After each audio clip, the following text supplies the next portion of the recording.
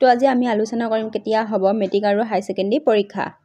তো আমি চাওঁ আহা শিক্ষামন্ত্ৰী ৰণোজ পেগু ছাৰে কি কৈছে। এই পোষ্টখন অসমৰ শিক্ষামন্ত্ৰী ৰণোজ পেগু ছাৰে আগন্তুক হ'ব লগা 2026ত মেট্ৰিক আৰু হাই ছেকেণ্ডাৰী পৰীক্ষাৰ সময়সূচী ঘোষণা কৰি ছ'চিয়েল মিডিয়াত পোষ্ট কৰিছে। তো আহা আমি ইয়াত কি কি উল্লেখ কৰিছে চাওঁ। The Assam State School Education Board will hold the HS Final Examination 2026 in February to March 2026. Online form fill-up 22 October to 25 November 2025. All institutions must ensure no eligible.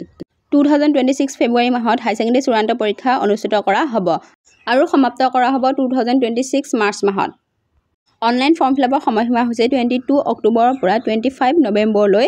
ইতিমধ্যে অনলাইন ফৰ্ম ফিল-আপ ষ্টাৰ্ট হৈ গৈছেগৈ। তোমালোকে কলেজত গৈ পেলাই form fill-up কৰি ল'ব পাৰিবা। সেইটো হাই ছেকেণ্ডাৰী আৰু মেট্ৰিক পৰীক্ষা ওচৰা-ওচৰিকৈ হয়, মেট্ৰিক পৰীক্ষাৰ কাৰণে একে হ'ব। তো লাষ্ট ইয়াৰ 2025ত HS এক্সাম 13 ফেব্ৰুৱাৰীত ষ্টাৰ্ট হৈছিল আৰু এণ্ড হৈছিল 3 মাৰ্চত।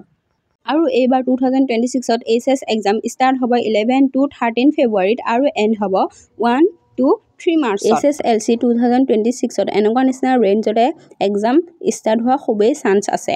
আৰু যোৱাবাৰ SSLC এক্সাম ষ্টাৰ্ট হৈছিল 15 ফেব্ৰুৱাৰীত আৰু এণ্ড হৈছিল 3 মাৰ্চত। তো এইবাৰ খুবেই চান্স আছে 13 বা 15 ফেব্ৰুৱাৰীত এক্সাম অনুষ্ঠিত হোৱাৰ।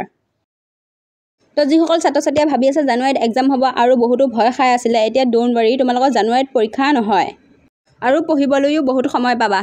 অনলি 2 মান্থে নহয়, গোটেই জানুৱাৰী পাবা পঢ়িবলৈ। বাট হ'লেও বেছি দিন নাই, তোমালোকে ভালকৈ পঢ়া শুনা কৰা। তো ভিডিঅ'টো আছিলে ইমানে। ইম্পৰ্টেণ্ট আপডেট পাই থাকিবলৈ চেনেলটো ছাবস্ক্ৰাইব কৰি দিবা। ভিডিঅ'টো ভাল লাগিলে লাইক কৰি দিবা আৰু লগৰবোৰৰ মাজত ভিডিঅ'টো শ্বেয়াৰ কৰি দিবা।